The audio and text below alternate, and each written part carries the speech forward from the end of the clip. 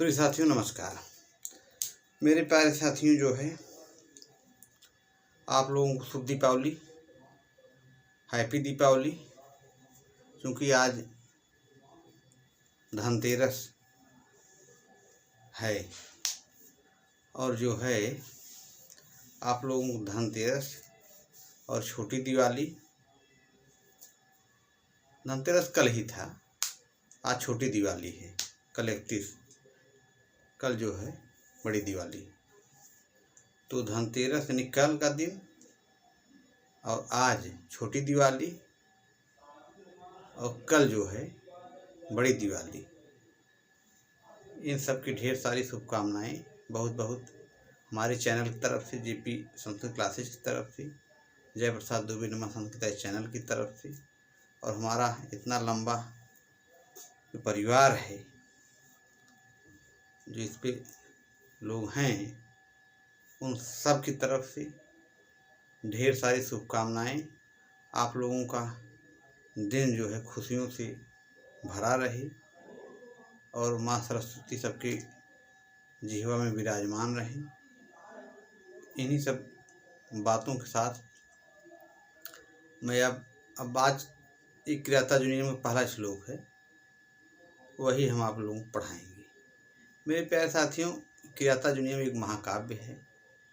ये जो है भारव की रचना है।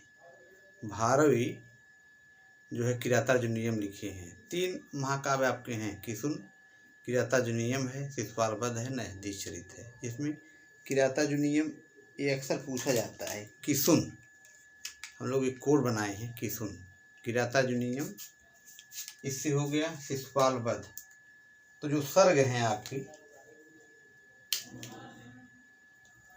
सर्गों की संख्या है 18, 20, 22। मैंने कहा मतलब ये किराता जुनियम में 18 सर्ग है और शिशुपाल वध में 20 सर्ग है और नैषधीश चरित में 22 सर्ग है। और रचना जो है किराता जुनियम जो है आपकी भारव की है और शिशुपाल वध जो है माघ की है और नैषधीश चरित जो है श्रीहर्ष की है।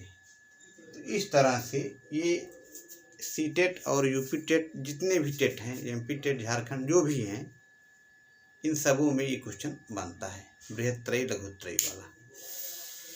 तो आपका ये बृहत्त्रयी में आएगा 3 महाकाव्य और 3 मुनि, यह पूछता है, पाण, कात्यायन, पतंजलि, 3 मुनि, 3 बृहत्त्रयी, लघुत्रयी में कुमेर, कुमार संभव, मेघदूत और रघुवंश महाकाव्य, ये आएगा।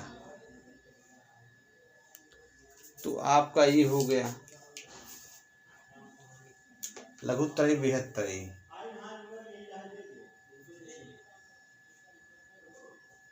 तो इस तरह से ये आपका, चूंकि प्रसंग आ गया किराता जुनियम से संबंधित, तो बता दिया गया। जरूरी बातें हैं जो बता दिया जाता है, बाकी ये समझे ना समझे, समझाने के लिए हम आइए हैं। एक बार नहीं आएगा दोबारा बताया जाएगा, ऐसी बात नहीं है। क्योंकि अध्ययन अध्यापन कार्य चल रहा है तो इसमें कई बार बताना पड़ता है। जाहिर सी बात है, सब बच्चे, सब बालक, सभी लोग एक जैसे नहीं होते। हम लोग बाल विकास में मनोविज्ञान पढ़े थे ना, तो प्रतिभाशाली बालक जो एकदम तेजस्वी होते हैं और इसके नीचे तो जिसकी IQ 120 से ऊपर होती है, IQ माने होता है बुद्धिलब्ध, 100 के ऊपर वाले सामान्य बालक, प्रतिभाशाली बालक, मंदबुद्धि बालक, कई प्रकार के बालक होते हैं। कुछ लोग एक ही बार में समझ में आ जाता है, जिसकी IQ माने होती है बुद्धिलब्ध। तो ये चीज़ है। अब हम जब कभी समय आएगा तो भी पढ़ा देंगे, क्योंकि हम मनोविज्ञान भी पढ़े हुए हैं और क्योंकि हम टेट भी पास हैं ना, टेट सीटेट ये सब पास हैं, और एक बार नहीं कई बार पास हैं। यूपी टेट 11, अभी लड़ाई सुप्रीम कोर्ट चल ही रहा है। 4 नवंबर देखिए, मामला अभी पेंडिंग पड़ा हुआ है सुप्रीम कोर्ट में, हाई कोर्ट में, फीस वापसी वाला मैटर। तो ये सब चीज़ें हैं। अभी बहुत एग्ज़ाम दिया गया, बहुत जगह गया, ऐसी बात नहीं है इसमें कोई। अब यहाँ हम आ रहे हैं ये चीज़, तो ये आपका वंशस्थ छंद है। जतौ तू वंशस्थ मुदि रीतम जरऊ, वंशस्थ छंद का लक्षण जो है ये चीज़ है। तो मेरे प्यारे साथियों, वंशस्थ छंद किराता जो नियम जितने भी हैं सब वही है वंशस्थ छंद में। लास्ट वाला पुष्पिताग्रह है, फिर मालनी है, 45वां 46वां, बाकी सारे श्लोक आपके वंशस्थ छंद में ही हैं। तो ये हो गया आपका। अब इसको थोड़ा सा पढ़ दिया जाए।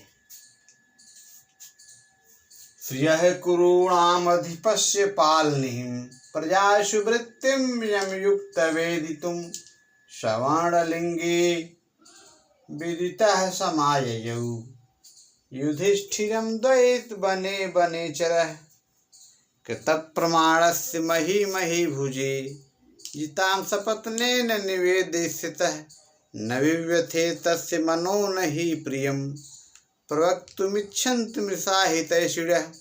कहने मतलब ये है कि जो बनेचर है, बनेचर में वन में विचरण करने वाला ब्रह्मचारी, क्योंकि युधिष्ठिर उसको नियुक्त किए थे, जाइए आप हस्तिनापुर में पता लगा के आइए वहाँ की शासन व्यवस्था कैसी चल रही है। कहने जब युधिष्ठिर जी जो है वन में भाई जब छल से, पासे के बल से, छल से जीत लिए दुर्योधन वगैरह, तब इनको क्या हुआ वन में चले गए ये लोग। तो अब यहाँ पे वन में हैं, तब वहीं से भेज रहे हैं बनेचर को, जाइए देखिए दुर्योधन कैसे शासन चला रहा है, क्या उसकी गतिविधि चल रही है। तो ये चीज़ है, गुप्तचर भेजते हैं ब्रह्मचारी वेशधारी। अब वही बनेचर जो है जाएगा। तो अब चूंकि पहला श्लोक है तो वो क्या कर रहा है बनेचर, श्रियः कुरूणामधिपस्य पालनीं प्रजासु वृत्तिं यम युक्त वेदितुम, यम माने जिसको अयंत माने नियुक्त किए थे, वेदितुम सवर्णलिंगी व ब्रह्मचारी वेशधारी विदित है, समाययौ माने पास आया। किसके पास आया? युधिष्ठिर के पास आया। युधिष्ठिरम द्वैत बने बनेचर, द्वैत बन में उनके पास आया। श्रियः कुरूणाम अधिपस्य पालनीं, कुरूणाम अधिपस्य क्या है? यहाँ दुर्योधन से बोध हो रहा है। तो कुरु प्रदेश की राजलक्ष्मी को जो पालन कर रहे हैं कौन? दुर्योधन। अब उनकी प्रजाओं के कल्याण के वृत्तिम यम युक्त वेदितुम, माने युधिष्ठिर जो है दुर्योधन कैसे शासन व्यवस्था चला रहा है, यह जानकारी प्राप्त करने के लिए किसको नियुक्त किए थे? ब्रह्मचारी वेशधारी बनेचर को। वर्णलिंगी कहा गया है ना इसमें। वर्णलिंगी मतलब वही है वन में विचरण करने वाला बनेचर, ब्रह्मचारी माने निरीह, समझिए गरीब आदमी, ब्राह्मण। हाँ, ये चीज़ है। तो यहाँ पे आपका बनेचर में आपका हो जाएगा ट प्रत्यय। बनेचर एक सूत्र है चरेष्टा से। अब समाययौ जो है आपका ये लिट लकार प्रथम पुरुष एक वचन, सम आंग या प्रापड़े धातु से लिट लकार प्रथम पुरुष एक वचन, नियुक्त किया। विदित है, स माने वह कौन? ब्रह्मचारी। वर्णलिंगी माने ब्राह्मण वेशधारी। युधिष्ठिर माने युधिष्ठिर के पास। द्वैत बने माने द्वैत बन में आया। विदिता माने जानकर। प्रजासु माने प्रजाओं के, यहाँ सप्तमी बहुवचन है प्रजासु। वृत्तिम प्रजाओं के कल्याण के लिए, वृत्ति माने होता है आपका वेदितुम माने जानने के लिए, यहाँ पर तुम प्रत्यय हो जाएगा। यम अयुक्त माने जिसको नियुक्त किया था। कुरुणाम अधिपस्य, यहाँ आपका कुरुणाम अधिपस्य में सप्तमी हो जाएगा। पालनीम द्वितीय एक वचन। श्रिय है माने राजलक्ष्मी। श्रिय है कुरुणाम अधिपस्य पालनी, राजलक्ष्मी, कुरु प्रदेश की राजलक्ष्मी को पालन करने वाला कौन है? दुर्योधन है। तो ये चीज है। इसके बाद क्या करता है?